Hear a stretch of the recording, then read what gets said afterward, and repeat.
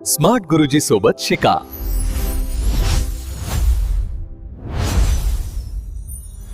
नमस्कार, आपल्या सगळ्यांचं स्वागत आहे. आज आपण 2026-27च्या आरटीई प्रवेश प्रक्रियेबद्दल सगळं काही जाणून घेणार आहोत.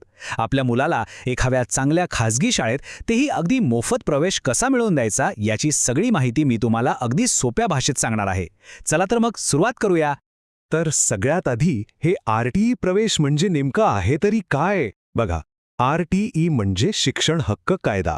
हा एक खूप महत्त्वाचा कायदा आहे जो सांगतो की प्रत्येक खाजगी शाळेमध्ये 25% जागा या आर्थिकदृष्ट्या दुर्बळ आणि वंचित गटातल्या मुलामुलींसाठी राखीव ठेवल्या पाहिजेत. म्हणजे बघा, उत्तम शिक्षणाची संधी आता प्रत्येकासाठी आहे. आता हे जे प्रवेश होतात त्याला शिक्षण हक्क कायदा 2009चा एक पक्का कायदेशीर आधार आहे, विशेषतः कलम 12(1)(1) आणि 12(1)(c) अंतर्गत. आता हे आकडे ऐकून गोंधळून जाऊ नका. याचा एकदम सरळ आणि सोपा अर्थ असा आहे की मुलांच्या शिक्षणाचा सगळा खर्च सरकार उचलतं. पालकांना 1 रुपयाही फी भरावी लागत नाही. ठीक आहे, तर मग सगळ्यात पहिला आणि महत्त्वाचा प्रश्न, या योजनेसाठी पात्र कोण आहे? आणि याची सुरुवात होते वयोमर्यादेपासून. प्रवेशासाठी मुलाचं वय हे नियमात बसणं हा सगळ्यात पहिला आणि अत्यंत महत्त्वाचा निकष आहे. इथे स्क्रीनवर बघा, वयोमर्यादा अगदी स्पष्टपणे दिली आहे. LKG प्रवेशासाठी 1 जून 2026 या तारखेला मुलाचं वय 4 वर्ष पूर्ण झालेलं असावं, पण ते 6 वर्षांपेक्षा कमी हवं. आणि इयत्ता पहिलीच्या प्रवेशासाठी त्याच तारखेला म्हणजे 1 जून 2026 रोजी वय 6 वर्ष पूर्ण हवं, पण 8 वर्षांपेक्षा कमी असणं आवश्यक आहे. ही वयोमर्यादा अगदी नीट लक्षात ठेवा. बरं, एकदा का वयाचा निकष पूर्ण झाला की मग पुढची पायरी येते, ती म्हणजे आवश्यक कागदपत्रांची. अर्ज भरायला घेण्यापूर्वी ही सगळी कागदपत्र जर आपण हाताशी तयार ठेवली ना, तर प्रक्रिया खूपच सोपी आणि वेगवान होते. तर मग कागदपत्र कोणती लागतील? सगळ्यात महत्त्वाचं म्हणजे मुलाचं आणि पालकांचं दोघांचंही आधार कार्ड हे अनिवार्य आहे. त्यासोबतच जर लागू असेल तर जातीचा दाखला आणि उत्पन्नाचा दाखला. ही सर्व कागदपत्र व्यवस्थित आणि अपडेटेड आहेत याची खात्री करून घ्या. आणि आता ऐका, एक सगळ्यात मोठी आणि चांगली बातमी. तुम्हाला कोणतीही कागदपत्र स्कॅन करून अपलोड करायची गरज नाहीये. हो, तुम्ही बरोबर ऐकलं. ही प्रक्रिया आता खूप सोपी झाली आहे. तुम्हाला फक्त तुमच्या प्रमाणपत्रांवरचा आरडी नंबर अचूकपणे फॉर्ममध्ये भरायचा आहे, बस. आता तुमच्या मनात प्रश्न आला असेल की हा आरडी नंबर म्हणजे नक्की काय? तर हा तुमच्या जातीच्या आणि उत्पन्नाच्या दाखल्यावर असलेला एक युनिक रजिस्ट्रेशन नंबर असतो. तुम्ही जेव्हा हा नंबर अर्जात टाकता तेव्हा सरकारी सिस्टम तो आपोआप ऑनलाईन तपासून घेते. यामुळे प्रक्रिया खूपच जलद आणि सोपी होते.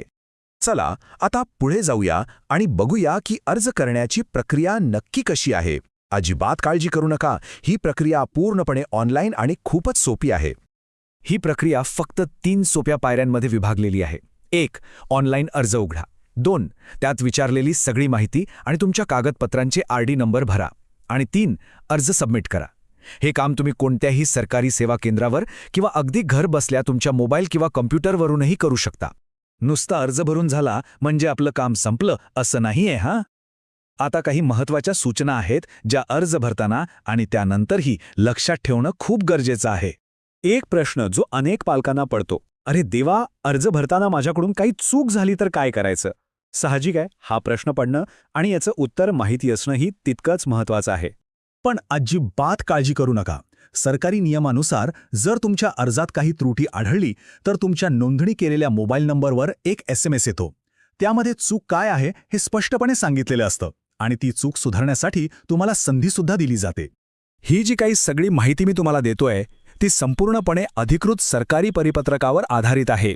यात दिलेले सगळे नियम आणि प्रक्रिया याच परिपत्रकातून घेतले आहेत.